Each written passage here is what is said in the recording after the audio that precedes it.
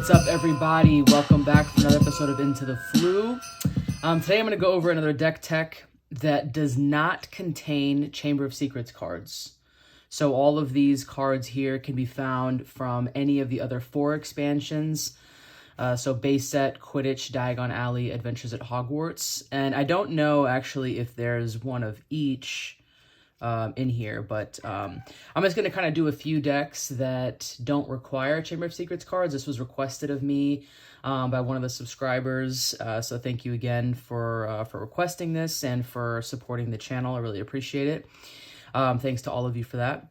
So I'll do a few of these. There's a couple decks that I have that are like just base or that have kind of a combination of some others. So this is a pretty standard deck, I would say. It's pretty simple. You know, I would kind of maybe even like entry level if you will. I don't really know how we would even divide that, but it doesn't have these like heavy hitter cards that we see in Chamber of Secrets.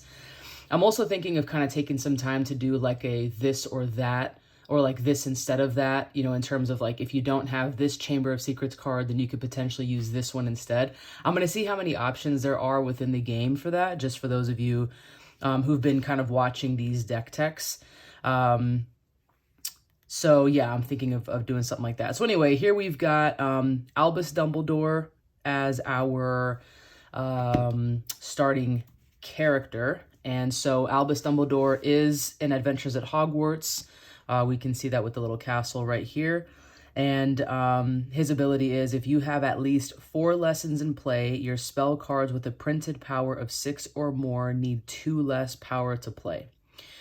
So this is, you know, really good because it's sometimes obviously we have a hard time getting out our lesson cards, or it's just a matter of like who gets out the most lessons to begin with, right? So it's kind of a race. So that's a really good starting character that I do like, that I don't see very often, at least in my own decks. I have like 1 or 2, I think, with him as a starting character. So let's dive into the deck and see what we've got. Okay, so this is a Charms deck.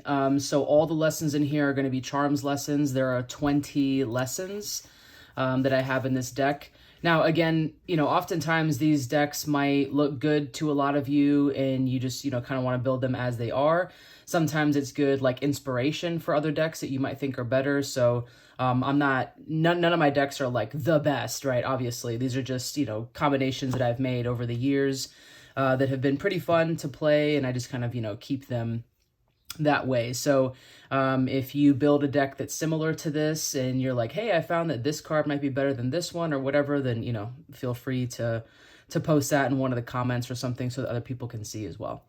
I do have some items and a location in this deck as well. So for the items, I've got 2 borrowed wands.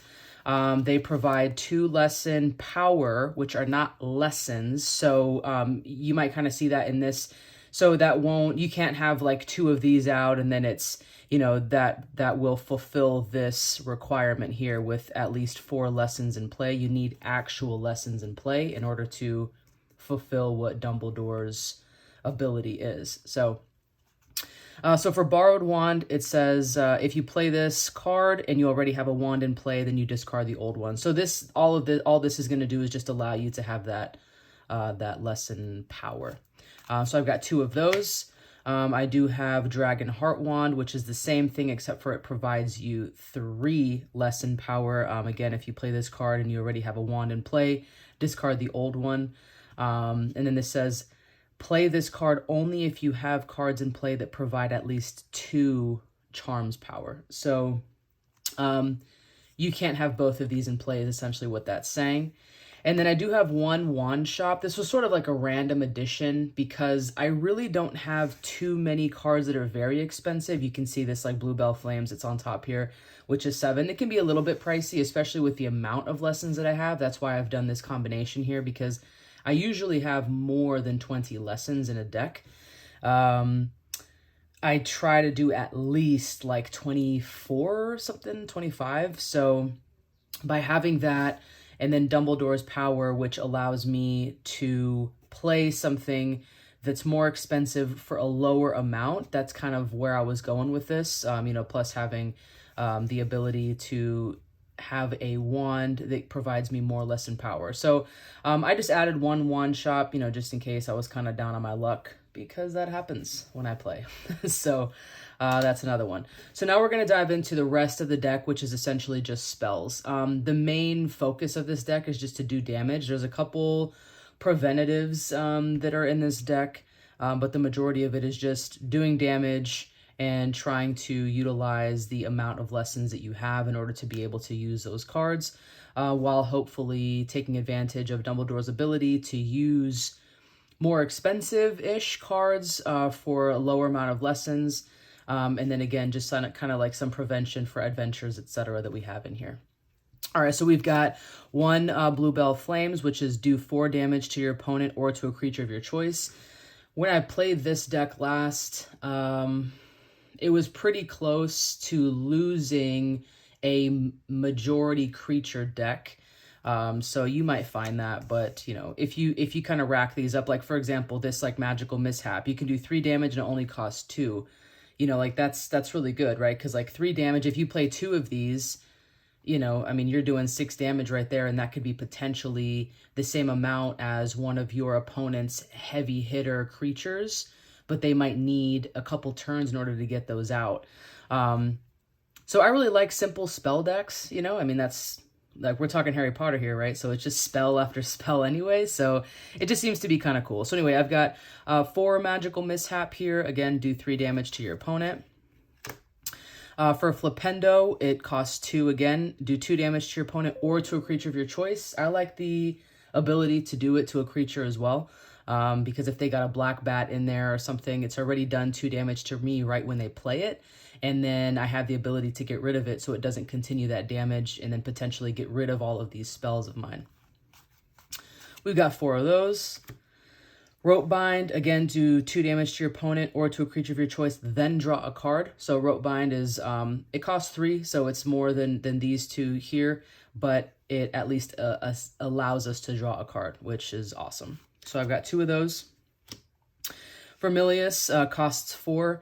Do 3 damage to your opponent or to a creature of your choice. So again, as you can see, these are just, you know, really simple spell cards, but they've all so far, the majority of them are from base.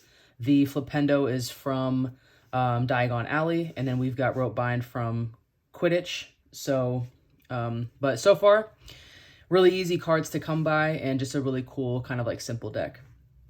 Next up, we've got Toe Biter. It's a spell. Do 2 damage to your opponent. You can also choose a creature and do 2 damage to it. So if your opponent has creatures in play, cool, you can do damage to it in addition to doing damage to your opponent. But if they don't, then that's fine. You're still doing damage. So Toe Biter costs 3 from base set. Wingardium Leviosa costs 1. So this is where we've kind of like stopped the doing damage part. And now we're going to kind of jump into something else. So this spell says, during your opponent's next turn, prevent all damage done to you by your opponent's creatures. This is sort of like an insurance type card. It might not be against a creature deck. It could be against another spell deck or an adventure deck or something like that. And so you might not necessarily need this one, but just in case, it's always good to have. Again, that's from base set. Logic Puzzle costs 6 to play. Discard the adventure your opponent has played, you get the reward. Even though it is a little bit more pricey, I think there are some adventures out there that really like bog you down. They kind of like, you know, they stop you from doing anything. Caught by Snape, things like this. Which you wouldn't be able to do this because you couldn't play. But if in the chance that you'd be able to play a card, a spell card, then it'd be nice to be able to play this one and discard the adventure that your opponent has played, and for you to get the reward, because oftentimes reward is obviously what we're doing that for. So I got 2 of those just in case you run into that, and that's also from base. Out of the Woods, we've got 4 of those. Look at your opponent's hand and discard all creature cards from it. That's always a nice one as well. Again, from base. Ollivanders costs 1 from base set. Put an item card from your discard pile into your hand. So that can be one of these items that we talked about earlier. If they end up getting discarded, then you could at least fish them out. And then last but not least, we've got Bravado, which costs 3, and it says for the rest of this turn, your spell cards need 5 less power to play. So that's good. Again, if you kind of run into like one of these more like expensive ones, which there aren't too many, so you might find that you don't necessarily need the 4, but it's always a good option to have just in case. So some of these decks that are like really sort of they kind of seem like simple in the way that they are with like just spells, or if it's just creatures. They are simple, but that doesn't necessarily mean that they can't win. One of the other decks that I'll be showing you coming up will be a creature deck, and I mean it beats like almost every deck because it's just non-stop damage. And even though it's like a simplistic deck and it doesn't have a whole lot to it, nothing fancy, no dobbies, no adventures, no this, no that, it doesn't mean that you can't have a really good time and, you know, win. So there's a lot of damage that's done here. You have a lot of options to take damage. You have a lot of options to assist if an adventure comes your way that you can get rid of. If you've got a creature deck that your opponent has that just continue, you know, giving out a lot of damage and you're just like, oh, this sucks. Well, you got some options for that as well. This is just one of the options here. I'm going to continue digging out some more of my decks and I will showcase them. If you have any questions on this, then please let me know. If a deck like this interests you, then you can let me know as well. I do have some of these decks for sale, and yeah, and if you have any questions about anything, you know, as always, comment below, reach out to me on Instagram at Harry Potter Morrissey. I'm here to help in any way that I can. If you want to get a game in, then please join the Discord, and I'd be more than happy to do that as well. And if you just need a few cards here and there, then as always, hit me up, and I've got some laying around that I'd be more than happy to send to you. So I hope this was helpful. Thank you again for joining. As always, have fun, be safe, and we'll see you next time.